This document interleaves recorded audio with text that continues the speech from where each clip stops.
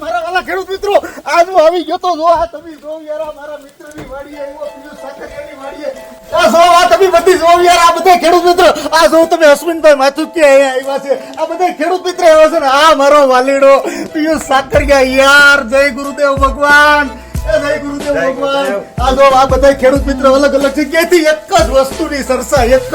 સરસા વેનોક્સ નું 77 નંબર વેનોક્સ ના 77 નંબર ની સરસા કરતા કરતા ભાઈ તમને બધાને કેવું લાગે છે મજા આવી હો મારા ભાઈ બહુ મજા આવી એમ નહીં આ વિડિયો બનાવવામાં તો